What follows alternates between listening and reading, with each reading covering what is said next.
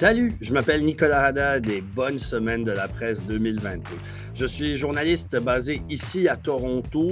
Alors, je propose qu'ensemble, on passe une dizaine, quinzaine de minutes à bien regarder ben, quel est l'état actuel du journalisme aujourd'hui. On va parler des différents rôles qu'on peut retrouver dans le monde des journalistes, l'écosystème global aussi. Et on va passer un petit moment en parlant, oui, de fausses nouvelles, un sujet qui retient beaucoup l'attention. Vous êtes prêts? C'est parti. D'abord, je vais vous présenter un tout petit peu qui je suis. Je n'aime pas trop parler de moi, je préfère parler des autres. C'est pour ça que je suis devenu journaliste. Mais je vais vous parler aussi, bien sûr, du métier de journaliste, de ce que ça peut donner, du métier d'animateur radio. Et on va bien sûr prendre le temps de bien éplucher de quoi on parle pour comprendre l'enjeu des fausses nouvelles. Et surtout, je vous donne quelques pistes pour mieux les combattre.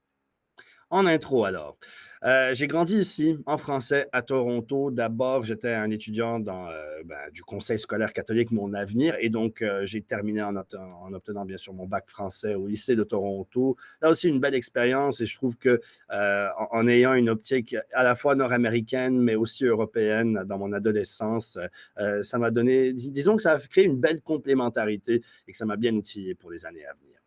Plus tard, à l'université, j'étais étudiant d'abord à l'Université de Toronto. J'ai pris des études dans des domaines plutôt artistiques. On peut parler de cinéma, de littérature, mais aussi quelques sujets un peu plus concrets, la géo, l'anthropologie, la philosophie, les stats aussi.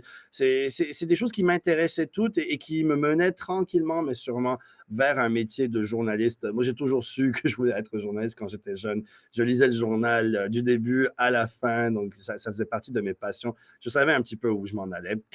Plus tard, je suis allé à l'université King's College à Halifax, qui offre un diplôme en journalisme, donc c'est de là où je l'ai obtenu. Et plus tard, pour mon master, je suis retourné aux études il y a quelques années en Espagne, donc à Madrid, à l'Instituto d'Empresa, justement, où j'ai obtenu un master en médias visuels et numériques. Alors, parlons maintenant des journalistes. Qu'est-ce qu'un ou une journaliste?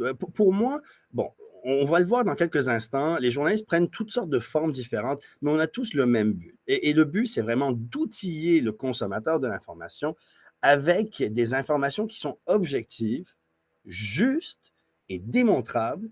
Et le but, c'est vraiment pas de dire aux gens quoi penser, quel choix prendre dans leur vie. Non, nous, ce qu'on veut faire, c'est vous donner la bonne information pour que vous les fassiez vos choix comme vous le voulez pour vous et votre famille. L'idée, c'est d'outiller les gens, de leur donner des faits à partir desquels ils pourront prendre les décisions qui sont importantes pour eux.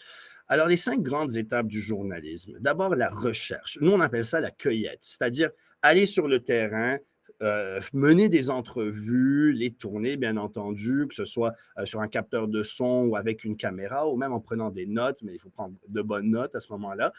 Donc ça, on appelle ça la cueillette, tout ce qui est recherche et collecte d'informations. En deuxième étape, on va tout vérifier ça. Le journaliste, c'est pas simplement quelqu'un qui tend un micro, qui prend l'avis de quelqu'un et qui vous le présente comme un fait objectif. On va le mettre en contexte. Est-ce que ce que la personne nous a dit est vrai? Est-ce que quelqu'un d'autre serait d'accord avec ce que cette personne a dit? Si quelqu'un venait vers moi et disait ben, le ciel est rouge, OK, est-ce que je crois cette personne ou est-ce que je sors moi-même voir si le ciel est rouge et ensuite je demande à quelqu'un de me contre-vérifier? Donc tout ça, ça fait partie du processus de vérification. Et on ne peut pas croire tout ce qu'on nous dit. Je pense que c'est rendu évident de nos jours. Et voilà donc une étape importante. Ensuite, on passe à la production. Donc, ça peut être la rédaction d'un article à l'écrit. Ça peut être la rédaction d'un reportage qui sera présenté à la télévision. Donc, on écrit et le reportage avec les informations et aussi la scénarisation, quelles images vont accompagner le texte. Tout ça, on l'élabore et on le monte. Ça prend du temps de production.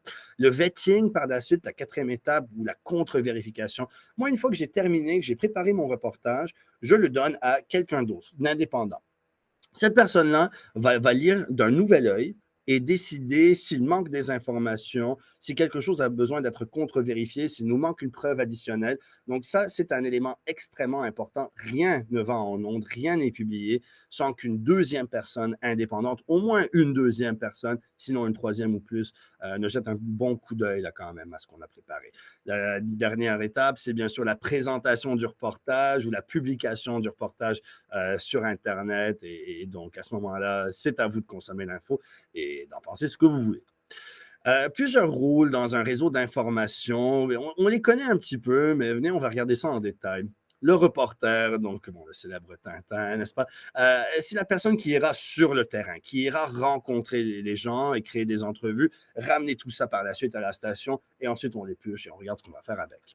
Le chroniqueur, ou on appelle parfois ça le critique quand on parle de cinéma ou de cuisine, voilà. Ça, c'est quelqu'un qui se spécialise dans un domaine en particulier, peut-être le sport, que sais-je, et qui va offrir une certaine analyse. Donc, nous amener juste au-delà des faits pour nous aider à comprendre ça d'un œil de la part de quelqu'un qui a vraiment compris tout le contexte et qui vraiment consomme et s'intéresse à cette chose depuis très, très, très longtemps. Un domaine en particulier. L'éditorialiste ou le billettiste, là, à ce moment-là, moi, je vous ai caché un petit peu la définition, mais ce que je dis, ici, on offre un avis subjectif. Nous ne sommes plus dans les faits, mais dans leur interprétation, voire même dans l'opinion. Alors, on amène des gens qui vont présenter des faits qu'ils ont choisis et utiliser ces faits-là pour démontrer une idée qui est la leur. Parfois, ça soulève la polémique, pas tout le temps quand même, mais l'éditorialisme ne fait pas du journalisme pur dans le sens où du journalisme objectif, c'est ce qu'on veut la plupart du temps. C'est du journalisme un peu plus subjectif. On choisit les faits qui nous intéressent. On peut en mettre d'autres de côté, faire semblant qu'on ne les a pas vus. Et on a vraiment une idée en tête de ce qu'on veut présenter et ce qu'on veut que les gens décident après avoir consommé ce qu'on va leur montrer. La chef d'antenne ou l'animatrice, ici, on parle ici de la personne qu'on va voir le plus souvent à l'antenne. Ici, on a Céline Galipo qui faisait ses débuts dans les années 80. Elle est toujours chef d'antenne à Radio-Canada, donc plus de 30 ans plus tard.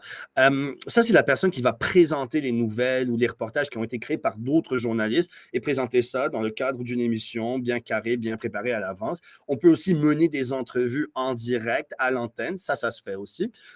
Et c'est vraiment la personne qui va accompagner le public et s'occuper de la livraison finale du contenu journalistique qui a été préparé en amont. On parle vraiment, en fait, si vous voulez, de la pointe de l'iceberg. Alors, c'est ce que je fais aujourd'hui. Moi, j'ai été journaliste terrain et là, je suis devenu animateur de radio. Donc, ici, en fait, je suis dans mon studio où je passe tous les matins de 6 h à 9 h, 3 heures à parcourir l'actualité du sud de l'Ontario dans une émission qui s'appelle Il n'y a pas deux matins pareils. C'est une émission qui date de bien avant moi. En fait, je l'écoutais quand j'étais jeune, cette émission, et voilà que je l'anime. Donc, vraiment, tout un privilège. Il faut que je fasse cette parenthèse-là. L'affectation, c'est un peu la dernière étape, disons le dernier grand rôle que je vais vous présenter aujourd'hui.